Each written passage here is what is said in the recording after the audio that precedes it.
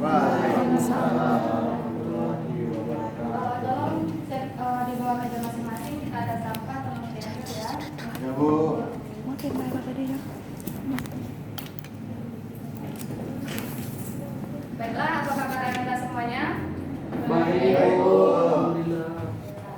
Baiklah, sekarang kita pertemuan kedua ya pada mata kuliah pada mata pelajaran dasar-dasar pengembangan organisasi. Jadi pada pertemuan kali ini kita akan membahas tentang faktor-faktor pendorong pengembangan atau perubahan organisasi.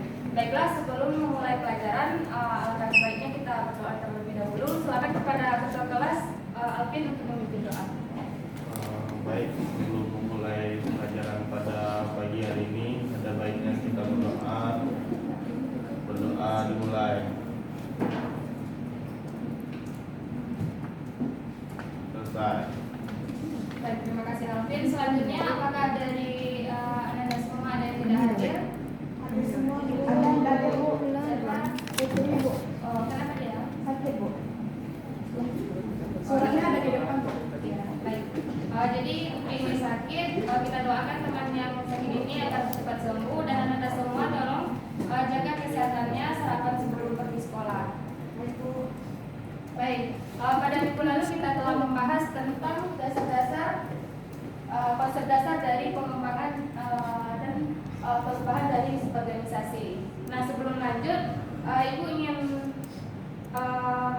meminta pada Anda semua untuk menjelaskan kembali apa itu pengertian dari perubahan organisasi. Siapa yang di sini dapat menjelaskan ulang pengertian dari perubahan organisasi? Ya, silakan kepada Indonesia. Pengertian dari perubahan organisasi adalah tindakan beralihnya suatu organisasi dari kondisi yang berlaku kini menuju ke kondisi yang akan datang. Menurut yang diinginkan hubungannya untuk meningkatkan efektivitas. Baik, benar. Jadi selanjutnya untuk pengertian dari pengembangan organisasi, siapa yang bisa menjelaskan kembali? Silakan kepada Stella.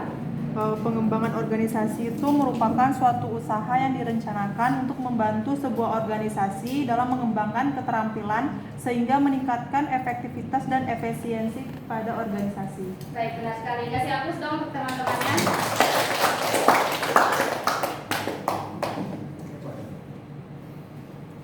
Nah, jadi benar, perubahan organisasi merupakan tindakan beralihnya suatu organisasi dari satu kondisi yang pada saat sekarang ini ke kondisi masa yang akan datang untuk meningkatkan efektivitas dari organisasi tersebut. Nah, sedangkan pengembangan organisasi merupakan upaya yang terencana yang dilakukan di tingkat organisasi untuk meningkatkan efektivitas dan memungkinkan organisasi untuk mencapai tujuan organisasinya.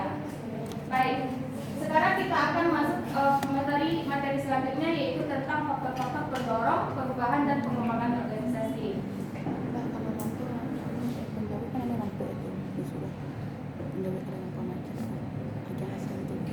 Baik, sebuah perubahan atau pengembangan itu kan dapat terjadi pada apapun dan pada siapapun. Perubahan tersebut tidak dapat kita pungkirikan karena seiring berjalannya waktu perubahan itu pasti ada. Kita tidak dapat menghindari perubahan tersebut, tetapi kita harus dapat menghadapi dari perubahan dalam suatu organisasi. Nah, contoh bentukan perubahan yang ada di suatu organisasi, contoh tuntutan perubahan yang terjadi dapat dalam berbagai kehidupan, contohnya pada individu, kelompok masyarakat, lembaga, organisasi, termasuk juga dengan perusahaan. Nah, perubahan tersebut dalam suatu organisasi ini disebabkan oleh dua faktor, yaitu faktor internal dan faktor eksternal. Nah, siapa yang tahu apa itu faktor internal dan faktor eksternal? Ya, silakan. Faktor internal itu yang berasal dari dalam. Ya, benar sekali. Jadi faktor internal itu merupakan segala keseluruhan faktor yang mempengaruhi di dalam organisasi. Faktor tersebut dapat mempengaruhi organisasi serta kegiatan-kegiatan yang ada di dalam organisasi. Nah, selanjutnya kita lihat apa-apa saja faktor internal yang mempengaruhi perubahan organisasi tersebut. Yang pertama yaitu problem hubungan antar anggota. Nah, problem yang timbul antara hubungan antar sesama anggota organisasi ini pada umumnya menyangkut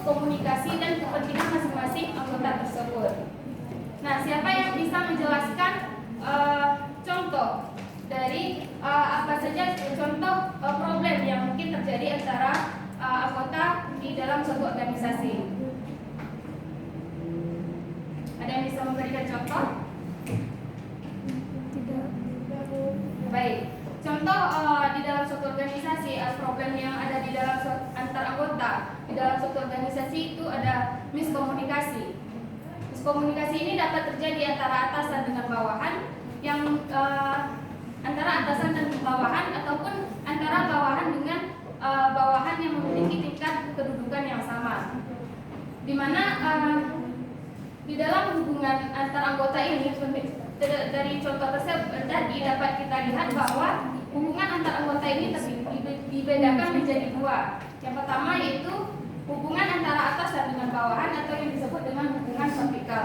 Sedangkan hubungan antar sesama anggota yang memiliki kedudukan yang sama itu disebut dengan hubungan horizontal. Apakah Anda semuanya paham? Paham, Bu. Baiklah, apakah dari faktor yang pertama ini ada yang ingin ditanyakan? Apakah Umbi ada yang ingin ditanyakan? Ya, Bu. Ya, silakan. Mengapa hubungan antar anggota ini dapat mempengaruhi perubahan organisasi? Baik, mengapa hubungan antar anggota ini dapat mempengaruhi hubungan antar organisasi? Karena hubungan antar anggota ini apabila hubungan antar anggota ini kurang harmonis itu akan berdampak terhadap hubungan antar anggota sehingga efektivitas dalam kegiatan dalam organisasi ini tidak dapat berjalan dengan efisien. Agar bisa didengarkan? Ya, Bu. Baik. Selanjutnya kita masuk pada problem faktor yang kedua yang mempengaruhi mendorong perubahan organisasi.